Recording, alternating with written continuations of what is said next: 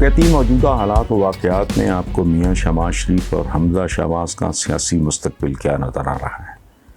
کیا عمران حکومت اندھا دھند گرفتاریاں ڈال کے اور ناپسندیدہ لوگوں کو قید رکھ کے کوئی غلطی تو نہیں کر رہی؟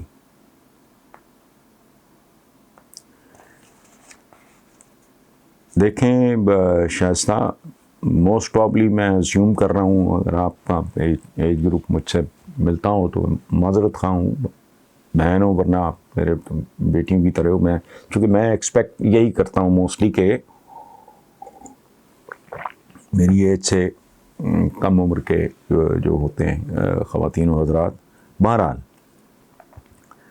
پہلی بات یہ ہے کہ ہماری سیاست نجاست ہے، یہ غلاظت ہے، یہ وراثت ہے. اس میں کچھ بھی ہو سکتا ہے. اس میں قائد ملت سرعام شہید ہو سکتے ہیں، بھٹو کو پھانسی دی جا سکتی، بےنظیر بھٹو کو سرعام شہید کیا جا سکتا ہے. 1001 مثال جے رحیم کے ساتھ. میں بھٹو صاحب کی پھانسی کی بات کر رہا ہوں، لیکن ساتھ ہی میں یہ بھی نہیں بھول سکتا کہ انہوں نے جے رحیم اور ایک سلمان ہوتے تھے قصور کے ایم پی، ان کی خواتین کے ساتھ جو بدسلوکی کی، اور جے رحیم کے ساتھ جو کیا، جو ان کے مینٹور تھے. ہماری چونکہ سیاست یہ ہے نہیں ہے. مجھے 2 لفظوں سے 3 لفظوں سے نفرت ہے. سیاست، چونکہ یہ سیاست ہے ہی نہیں. نجاست ہے یہ، اس کے علاوہ کچھ نہیں. دوسرا لفظ سیاستدان، یہ سیاستدان نہیں ہے، یہ فارچون ہنٹرز ہیں. سونے کی تلاش، فلاں کے شکاری، یہ اس طرح کے لوگ ہیں. اور جمہوریت، یہ 3-4 لفظ جو ہیں مجھے یہ گالیوں کے برابر لگتے ہیں. اور اس کا ایک بات میں اور عرض کر دوں، اس کا مطلب ہرگز نہیں ہے کہ میں ویسٹ کی جمہوریت کو بہت پائے کی جمہوریت سمجھتا ہوں. ان کا ایک سیریل ہے واشنگٹن بہائنڈ کلوز ڈورز، وہ پڑھ لیں آپ، اس کی بھی اوقات. لیکن ہمارا تو حال ہی کوئی نہیں. ہماری جو حالت ہے خدا کی پناہ. ایک سے بڑھ کے ایک ہے. میرا بنیادی اعتراض کیا ہے؟ اچھا جی، اگر شہباز شریف اور حمزہ شہباز ان کی مستقل مزاجی کو، دلیری کو، جو بھی آپ کہہ لیں، اس کو خراج تحسین پیش کرتے ہوئے، جب یہ سب کچھ ہو رہا تھا اس ملک میں کسی کو کوئی خبر نہیں تھی. باقی میں تفصیل میں نہیں جاؤں گا، معاملات چل رہے ہیں، عدالت میں ہیں، کل پتہ لگ جائے گا. رانا ثناء اللہ کے بارے میں اب مطلب وہ بانگی ماری، لیکن ہوا کیا؟ وہ کہتے ہیں نا دودھ کا دودھ، پانی کا پانی، حالانکہ دودھ ہوتا ہی پانی ہے.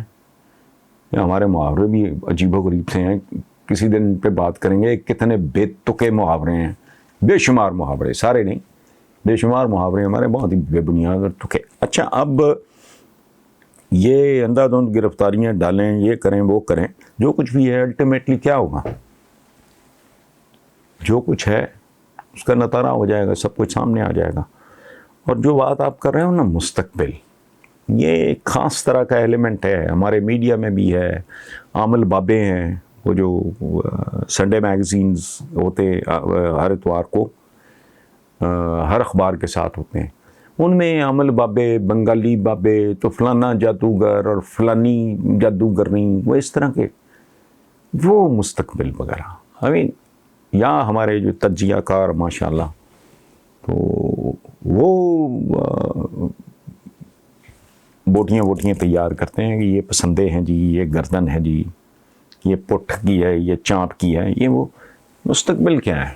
Pakistan is not a predictable country. یہاں ٹیبا ٹوبا تو مارا جا سکتا ہے، جیسے انگریزی میں کہتے ہیں shot in the dark. Solid بات چونکہ سالڈ ہے کچھ نہیں، تو کیا ہے؟ وہ بہت بڑے قبضہ گروپ اور فلانے ٹمکانے، وہ ایک سپریم کورٹ کے چیف جسٹس تھے، فیصلہ دے گا، پھر وہ کھڑے ہو گئے، حکومت پھر شروع ہو گئی. اب کوئی پتہ نہیں کیا بنتا ہے کیا نہیں بنتا. یہاں کچھ بھی پریڈکٹیبل نہیں ہے.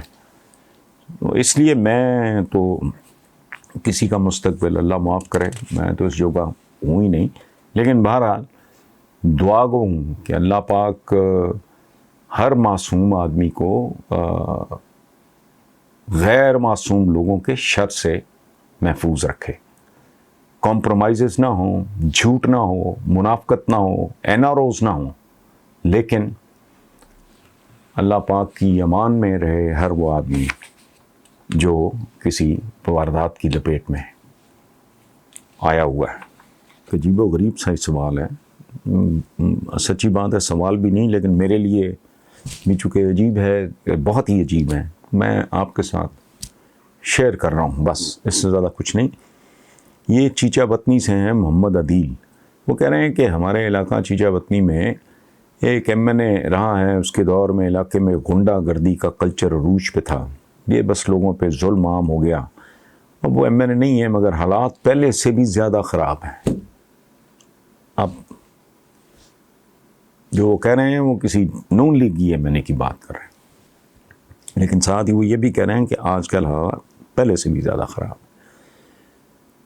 بدماشی اور ظالم کہلانے میں لوگ فخر محسوس کرتے ہیں۔ اس صورتحال پہ بھی آپ کچھ بولیں تو عدیل حیدر صاحب، میں تو اس پہ بولنے کی پوزیشن میں نہیں ہوں، بولیں وہ جنہیں بولنا چاہیے۔ وہ کون ہے؟ یہ چیچا بطنی کی انتظامیہ بولے، یہ صوبائی حکومت بولے، فیڈرل حکومت کے کان کھلیں، میرے بولنے نہ بولنے سے کیا فرق پڑے گا؟ یا عوام چھتر اٹھا لیں، آخری حل تو پھر مسائل کا زمینی، آخری زمینی حل، آخری حل تو کہیں اور ہے، لیکن آخری زمینی حل یہ ہوتا ہے کہ لوگ سیدھے ہو جائیں۔ وہ چونکہ بدقسمتی ہے، یہ ملک جو ہے میرا خیال ہے اس ملک کے عوام کہیں، ملک بیچارہ تو معصوم ہوتا ہے، ملک ہوتا کیا ہے بیسکلی؟ پہاڑوں، دریاؤں، میدانوں، سمندروں، جنگلوں، صحراؤں کا مجموعہ ہوتا ہے نا۔ یہ تو ہماری آپ کی ایجاد ہے نا ملک، اللہ پاک نے تو ایک پلانٹ بنایا، کائناتیں بنائی، پھر ایک کائنات بنائی، اس میں پھر ایک پلانٹ بنایا جس کو ہم ارتھ کہتے ہیں، کرۂ ارتھ کہتے ہیں۔ تو اللہ پاک کے لیے تو مشکل نہیں تھا، ملک بھی بنا دیتا۔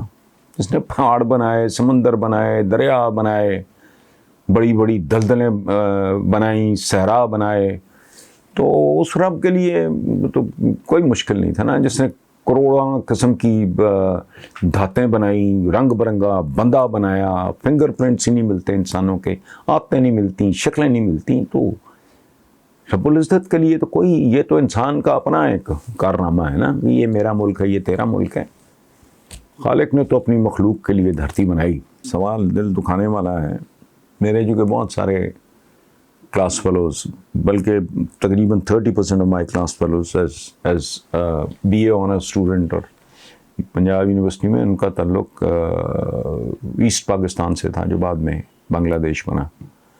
تو سوال ہے، محبوب کبیر ہیں ڈھاکہ سے، اچھا میں نے صرف نام پڑھا نہیں، تو ڈھاکہ بنگلہ دیش، تو وہ کہتے ہیں 71 میں پیش آنے والا واقعہ یعنی سقوط ڈھاکہ پر آپ کی کیا رائے ہے؟ غلطی کس کی تھی، سزا کس کو ملی؟ اچھے مستقبل کے لیے دونوں ممالک پاکستان اور بنگلہ دیش کا طرز عمل کیا ہونا چاہیے؟